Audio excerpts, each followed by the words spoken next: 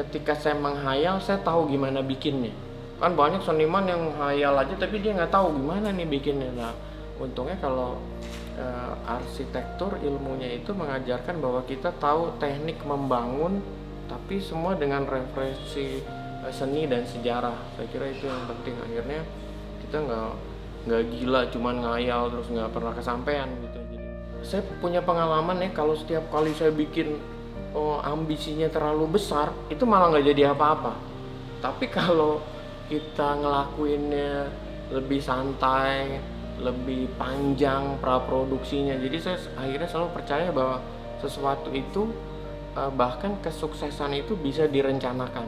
Tapi cilakanya banyak orang yang pas dia gagal, dia kira nggak gagal, dia tetap aja kira. Yang paling susah adalah kita tahu, wah itu saya gagal.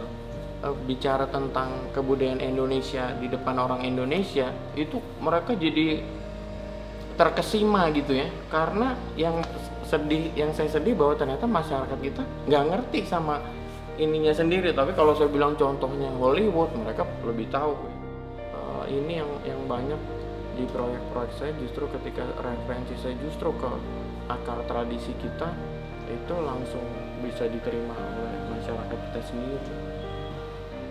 Dengan alat-alat yang sederhana, saya baru tahu bahwa sebenarnya yang penting adalah bagaimana kita menggagas ide dan mengangkat pop musik Indonesia, tapi ada nuansa Indonesianya. Tapi nuansa Indonesia nggak yang dekoratif gitu, karena sekarang banyak yang implementasinya, misalnya bikin airport di Padang, bentuknya kayak rumah Padang.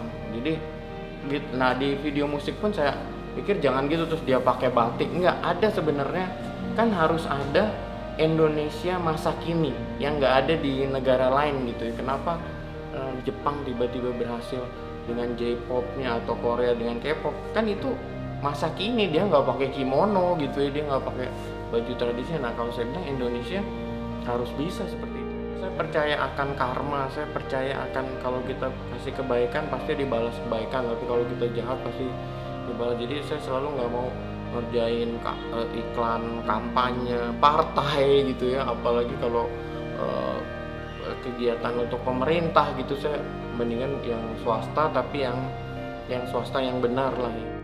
Karena banyak orang yang istilahnya gini, oh kita profesional aja. Saya bilang itu justru nggak profesional, karena profesional itu kan ada hati, ada orang yang disakiti. Kalau kita bilang ini profesional, saya bikin aja buat orang jahat ini gitu ya. Nah kalau saya bilang itu pasti nanti dampaknya pasti akan negatif gitu. Jadi buat saya idealisme itu sangat penting, karena buat saya ini yang akan kita akan panjang atau enggak.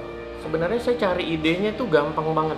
Saya nonton semua film, saya nonton semua pertunjukan di luar, tapi yang di otak saya gini, saya nggak akan bikin kayak itu. Kalau kita belajar dari mata kita sendiri dan lihat referensi budaya kita sendiri, kita akhirnya dapat sesuatu yang original. Oh nih sebenarnya kayak gini gitu ya, nggak seperti di buku-buku teori film yang selalu mengandalkan bahwa oh apa-apa kayaknya mereka yang barat yang nemuin gitu ya. Dalam kesenian yang penting itu kita dipercaya sama, kalau kita ada kliennya, kita dipercaya dan diberi kebebasan gitu ya, seluas-luasnya.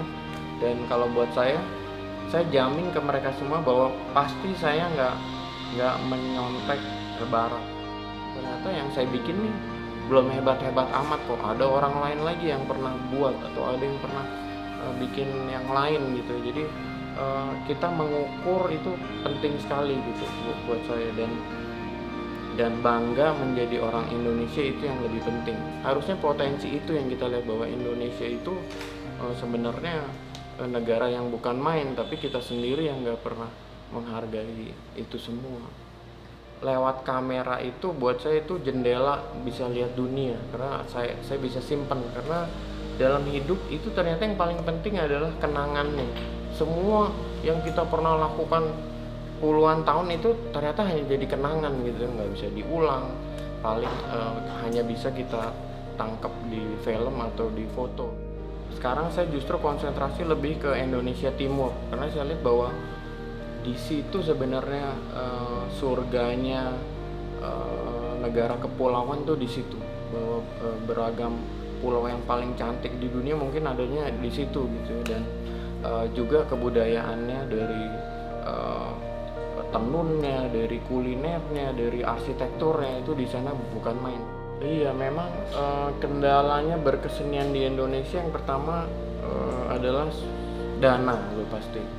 Jarang sekali ada perusahaan-perusahaan besar yang mau mendanai pertunjukan kesenian gitu.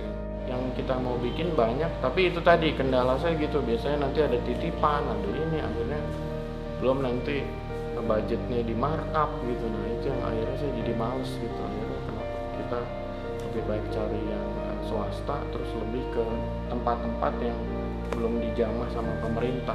Karena saya bilang kata men atau laki itu sebenarnya harga diri, integritas, kebanggaan ya, sesuatu yang di atas, harus di atas rata-rata gitu ya. Jadi harus punya idealisme, harus berani menyatakan sesuatu yang benar gitu ya. Itu yang sekarang mungkin di pemimpin kita itu nggak ada. Di pemimpin kita apa sih sebenarnya menjadi laki, menjadi pemimpin keluarga, pemimpin keluarga, pemimpin perusahaan, atau itu unsur itu yang nggak ada.